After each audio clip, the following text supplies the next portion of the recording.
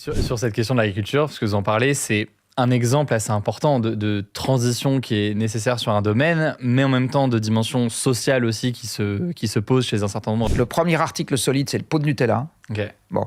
Donc, on ne va pas dire qu'on prive les gens de fruits et légumes si on augmente et qu'on les prive de viande et qu'on les prive de fromage. Non. Je veux dire, les gens achètent essentiellement des trucs transformés, des boissons, voilà.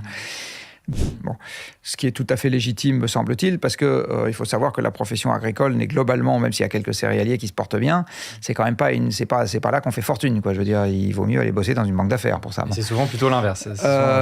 Et vous avez une partie des agriculteurs pour qui, effectivement, les fins de mois sont pas faciles, en particulier dans l'élevage.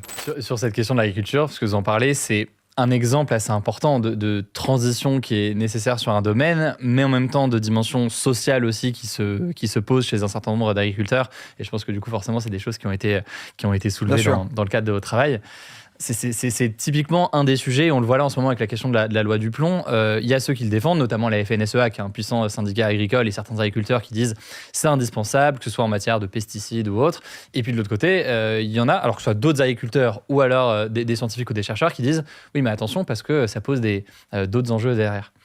Dans la consultation en question, là, alors on a essayé de corriger les réponses qu'on avait, qui étaient des réponses spontanées, de tous les biais possibles sur l'échantillonnage, etc. On a eu quelques résultats très intéressants. D'abord, je ne me souviens plus du chiffre exact, mais enfin, c'est de l'ordre de 80% des agriculteurs qui ont répondu qui s'estiment mal représentés dans le débat public. D'accord. Ça veut dire que ni du côté du ministère, ni du côté des syndicats importants, ils n'ont l'impression que leur point de vue est correctement relayé. C'est intéressant à savoir. Vous en avez quasiment 90% qui nous ont dit nous, la transition, on est d'accord pour la faire. La seule condition qu'on y met, c'est que économiquement, ça ne nous plombe pas. Bon. Ce qui est tout à fait légitime, me semble-t-il, parce que il faut savoir que la profession agricole n'est globalement, même s'il y a quelques céréaliers qui se portent bien, c'est quand même pas c'est pas là qu'on fait fortune, quoi. Je veux dire, il vaut mieux aller bosser dans une banque d'affaires pour ça. C'est souvent plutôt l'inverse. Et vous avez une partie des agriculteurs pour qui, effectivement, les fins de mois sont pas faciles, en particulier dans l'élevage. En ce qui concerne les craintes qu'ils peuvent avoir, il y en a aussi, alors c'est pareil, je ne me souviens pas des pourcentages exacts, mais enfin de l'ordre de 80% qui disent que les phytosanitaires, ça les rend inquiets pour leur santé. J'ai peut-être 2/3, enfin bon, un pourcentage très important. Et en fait, je pense que les gens, s'ils pouvaient s'en passer, ils seraient contents. Simplement, à partir du moment où on se passe de phytosanitaire, les rendements diminuent, parce que de temps en temps, vous avez des petites bêtes qui viennent boulotter une partie de la récolte. Donc, il faut accepter qu'à l'aval, vous ayez des volumes un peu moins importants et des prix plus élevés. Bon. Sauf que si déjà financièrement... Donc, ça veut dire que nous, il faut qu'on accepte le prix à payer pour ça. Alors, le prix à payer n'est pas nécessairement très élevé, parce qu'il faut savoir qu'il n'y a que 1% de ce qu'on gagne qui va servir à rémunérer la production de la nourriture qu'on mange. Et que 1% de ce qu'on gagne, vous voulez dire en tant que votre salaire, salaire, le mien, le salaire de la personne qui nous filme, etc. Ouais. Eh bien, c'est 1% de ce qu'on gagne qui va rémunérer ce qui nous sert à manger. Quand vous achetez ça, là, c'est petits pains au chocolat, là-dedans, vous allez payer tout sauf de la nourriture. Vous allez payer des intermédiaires, alors c'est de la valeur ajoutée, des gens qui ont transporté, des gens qui ont transformé, des gens qui ont emballé, des gens qui ont construit la boulangerie, des gens qui ont construit les emballages dans lesquels on a transporté la farine, etc. Les intérêts du banquier qui prête au boulanger, qui prête, etc. etc. La communication, alors c'est peut-être des choses de boulangerie. D'accord, là, il n'y a pas de com. Ouais. Mais sinon, la communication, absolument. Dans cette affaire-là, le blé...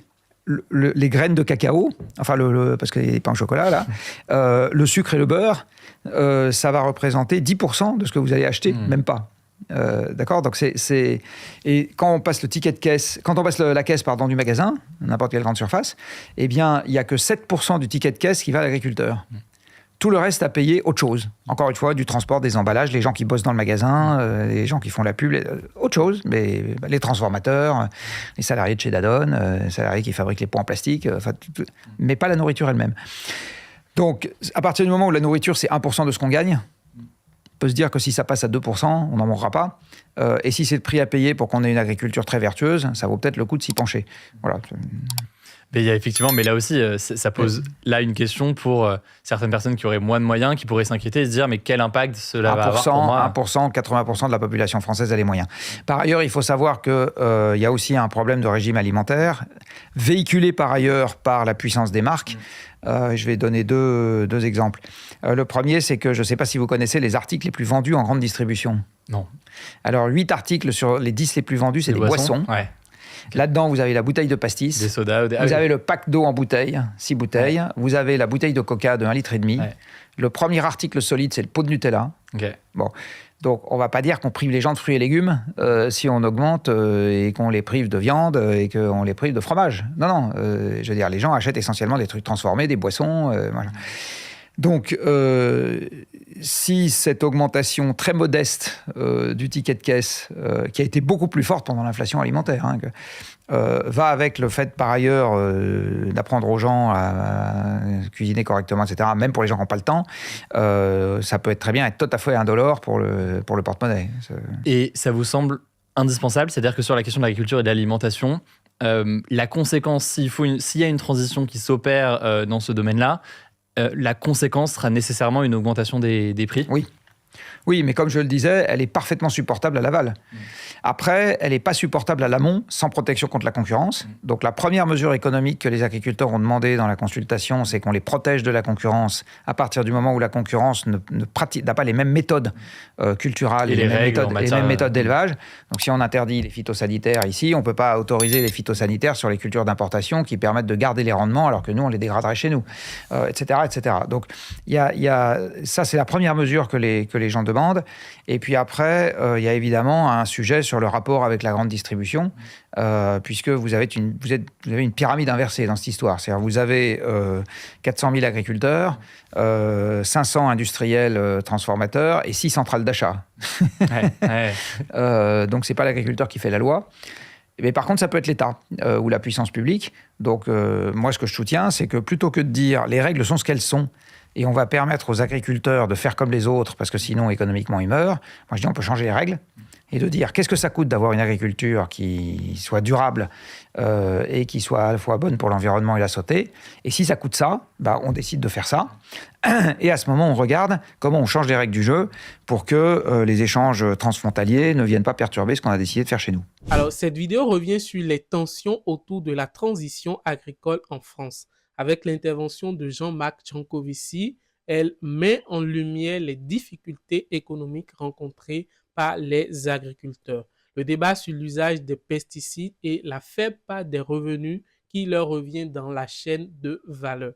Le constat soulève tout simplement des enjeux à la fois environnementaux, sociaux et commerciaux, notamment face à la concurrence internationale.